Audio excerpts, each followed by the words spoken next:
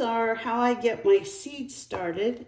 I have this heat mat that I purchased a few years ago on Amazon. It's really great. It's not too hot, it's not too cold. I keep the temperature on it about 27 degrees Celsius.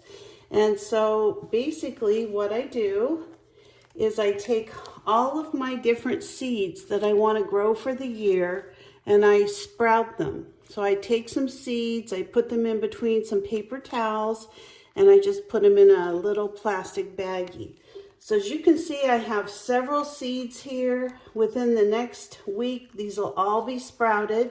And then I'm going to actually move them into my laundry room where I have some, different types of lighting set up. But these will sprout and then I'll show you the next step. But I wanted to show you how I initially get them started. We're heading towards the 1st of March. You have this little thing here that actually measures the temperature.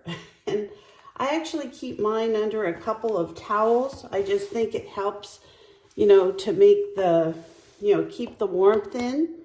So this is how I start most of my seeds, unless it's things like squash and things like that. But I just start them over here on a little counter in my bathroom, and that's the process. So this is my laundry room that you're looking at. I have this really nice, I don't know what you call it, a shelving unit that I bought a couple of years ago. And basically, from the time spring's over until, this time next year, it's pretty much a catch-all for all my junk. So what I'm going to do today is just get all of this put away, and then I'm going to get it ready so that when my seeds are ready, we can start planting them under the grow lights. And I did want to show you what the grow lights look like. So different people use different things, but I actually buy these inexpensive shop lights when they're on sale at Harbor Freight. And I got these for $10 each. They're 4-foot LED hanging lights. They actually give off 5,000 lumens per light. So they work really good. I'm going to show you how it all lights up as soon as I get all this cleaned up.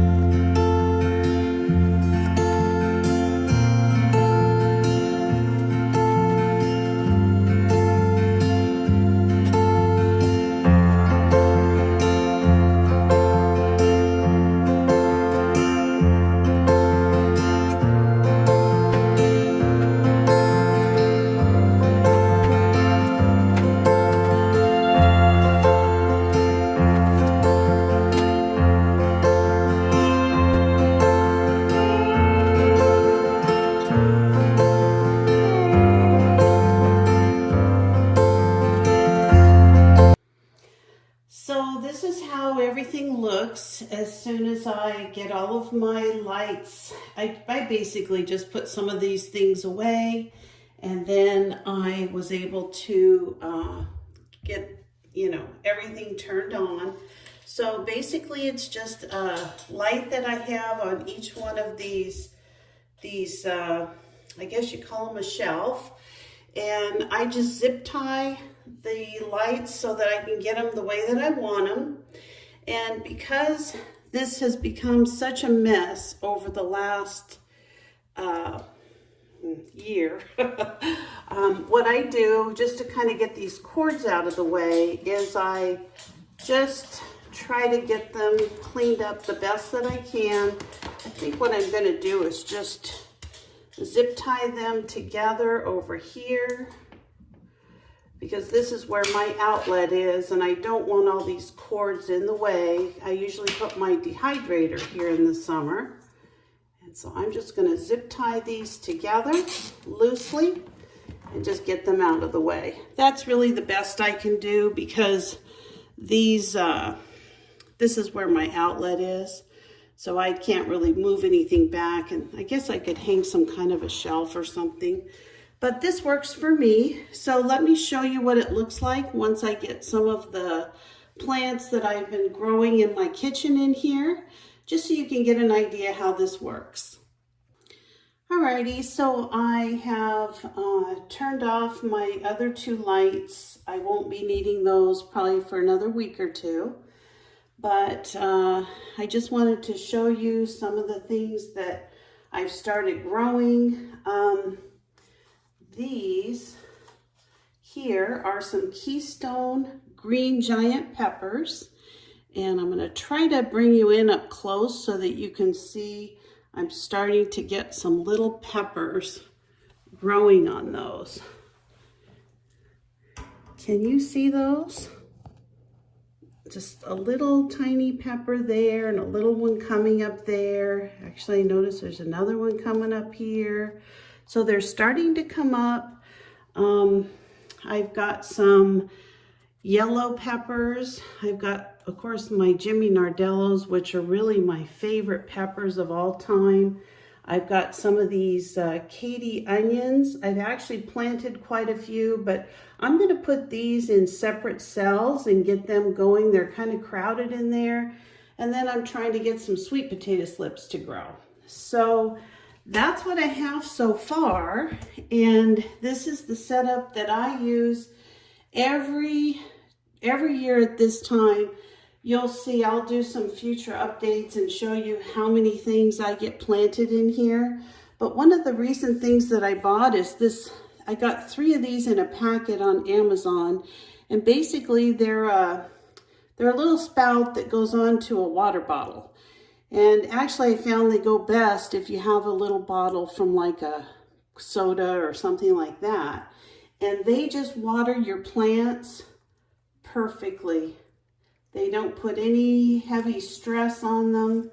You get like a nice even water. And so I've been enjoying this. Just going to give everything a little drink this morning. And my sweet potatoes I've already watered, so I'm going to leave those be. But these are the very beginning of my plants for 2023. I think I've told you before that most of the different kinds of things that I plant in my garden, I grow everything from seed. I don't buy any plants at the nursery. I have a pretty large garden. I have 8 large garden beds, and I grow everything. I have a couple of really nice trellises that I grow up over, and that gives me some extra space for gardening. And this year I'm going to be replacing the tiny little sprinkler heads that I have for some more extensive drip irrigation. So that should help a little bit. Although my garden does really good every year, it's kind of like a jungle out there. I do a mixture of flowers and vegetables that I like to grow. And then I'll just show you something else. I know it's going to look like a big mess probably to most of you, but I'll show you what I do with some of the things after I get them growing. So this is another cupboard that I have in my laundry room. It's actually kind of big. And what I have in here are a lot of the things that I use for, you know, storing canning jars. I have a little toolkit there, but primarily I use it for the different types of things that I can for the year. I do a lot of different kinds of things from my garden. This is some strawberry rhubarb jam that I did from the rhubarb in my garden. I've got applesauce from the apples off my trees. I've got some delicious, this is absolutely delicious. It's some Asian plum sauce that I did last year from the plums that I grow, and oh my gosh, are they good. I've got quite a bit of hot sauce left. Now these were from the red Thai peppers that I grew. These actually were from 2020, 2021 and 2022, so I'm not growing any hot peppers this year. I've got a few green beans back there. Down on the bottom, I've got a few peaches, not many, some salsas back there. And you can see I've just got a really nice array of, here's some peaches here. These are all, everything in here is pretty much off of either my trees or from my garden. Other than a little bit of chicken that I canned. I do like this canned chicken. Whenever I find chicken on sale, I try to can it so that I have it for chicken salad. I've also got all my canning supplies in here, and I've got a lot of canning supplies.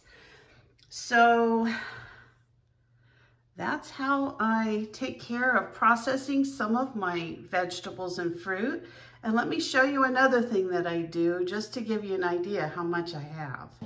Now I am almost to March 1st and I still have figs I need to do something with. I have just a bag or two of tomatoes. I've got a few more hot peppers that I've frozen. All of these different things are off of my tree. This is a passion fruit simple syrup. I've just got all kinds of stuff in there. And then I actually have a second freezer. This is all in my garage. And these are things that I have a few things from the grocery store, but primarily out here, this is all things that have come from my garden.